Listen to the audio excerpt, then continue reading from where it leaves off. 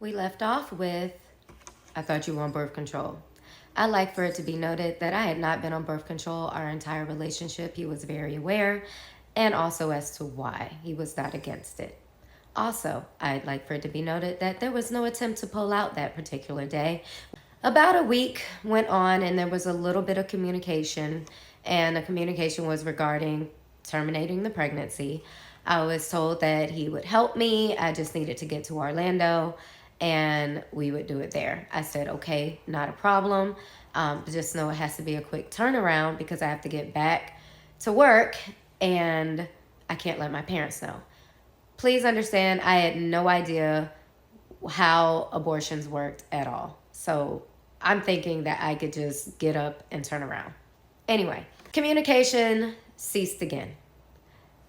I talked to my mom again. She was adamant about me telling my dad. So I told my dad, and my dad was like, huh? And I'm like, huh, what? He goes, all right. And I said, well, I don't want you to worry because I'm not going to keep the baby. I'm going to terminate the pregnancy and then I'm going to finish the season out.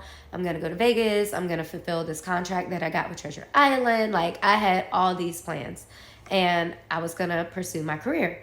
And he was like, no. He was like, you're going to have to put that on hold. And I was like, what are you talking about? He was like, you were woman enough to lay down. You're going to be woman enough to keep this baby. Now, back then, it wasn't a decision that was just easily made where you could just go to a clinic, okay? It was also extremely expensive. My mom did not give me the money, and I was now stuck. And I was asking friends. I was trying to just figure out anything I could do. It even got to the point where I was drinking magnesium citrate or I was trying to use a hanger. It was bad. It was bad. I don't know what it is, but when you hear that heartbeat, it changes you. So now it's time to tell Superman that he is having a baby. And as you can imagine, that message was not received well. And I was met with a bunch of, oh, you're tarnishing my image, you're ruining my career, I'm a Christian, what I look like having a baby, and I'm trying to put the cross on the NBA logo. How could you do this to me? You're a gold digger. Oh yeah, I was hit with everything, y'all. Like I didn't have a career. But because none of those changed my mind, he then hits me with, and I have a girlfriend. Okay. I've always had a girlfriend. Oh, wow. Okay. So now I'm realizing, y'all, that not only is this person a completely different person than I thought he was, but I've realized that he is a master manipulator and he will do any and everything to get exactly what he wants.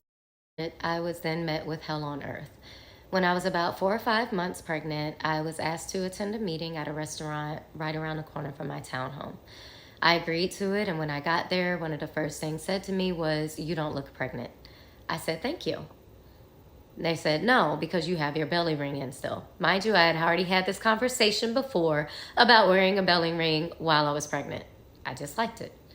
But then they said that it just looks like you're poking yourself. We sit down, and in this meeting is his manager, his cousin, himself. I am then offered money. I'm asking what the money is for. I'm thinking that maybe it's to help me with my pregnancy. No. I was asked to move away and say that this baby was not his. Twice. I declined. They got angry. I was then approached by the team office and they wanted me to come in and have a sit-down conversation and do a prenatal paternity test. My doctor said absolutely not. Therefore, I said no. It was dangerous, and once the baby came, I was not opposed to doing so. For the next couple months, I got ready for a baby shower. I got ready with my baby registry, and every time I did anything, I was met with false accusations. I was threatened with the baby registry. I was told to take his name off of there, and I did. For the baby shower invitations, I was told to take the name off of there, so I did. But I still was getting threatened. I was still receiving anonymous messages on MySpace and Twitter, and I didn't know what to do. I started having really bad complications with my pregnancy, and I was put on bed rest. I didn't listen, but I was put on bed rest. As hard as it was to sit still, it was something that I knew I needed to do because I could tell something was wrong. On November 16th, I had a doctor's appointment, and my doctor was like, you need to go to the hospital and they need to put you on a monitor. Stop letting them tell you that you're dehydrated. I said, okay, cool. We go to the hospital. They still don't put me on the monitor, and I'm just over it, and I go home.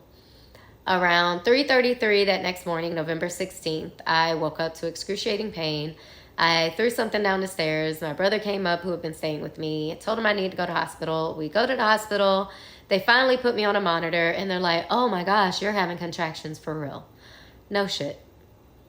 They say that they're going to admit me. I said, until how long? They said, until you have this baby. Oh, cool. Tell my mom everything. This is also during Classic Weekend. 54 and a half hours, I was in labor, and my child was delivered via C-section. They knew the day that I went into the hospital, they knew the complications I was having. They knew that the child's heart rate had been dropping, and not one person cared. Not one person responded to that at all. But when they found out that the baby was born, an immediate message came through to my mother asking for a picture. I said, send the picture. She sent the picture, and the response was, oh, that's my grandbaby. To me, all babies look alike when they're born, so whatever, but hey, go off. I was thinking that maybe that was going to be a start to something better, but it was actually the gateway to hell. I stayed in the hospital, and not one time did I receive a visit from him or anyone in his family, but his girlfriend actually did stop by unannounced and uninvited with a bag of bibs talking about we needed to speak. I said, no, we don't. Asked her to leave, and she left. It was cool. Well, a few days later, I was discharged from the hospital the day before Thanksgiving, actually. And on Thanksgiving, we go to my cousin's every single year, who stayed right around the corner from him. He kept saying that he was going to come by, that he was around the corner, that he was about to ring the doorbell. All these things, kept saying that he was coming by. Y'all, he never showed up. Taking a paternity test at a neutral location, even though the team had asked me to take it at their offices, and I said, hell no, because I don't trust them. We took it at a neutral location. The results came back on Christmas Eve. He acted like he was excited, wanted to see the baby the next day, Christmas. I said, cool. Christmas comes. He's like, who all over there?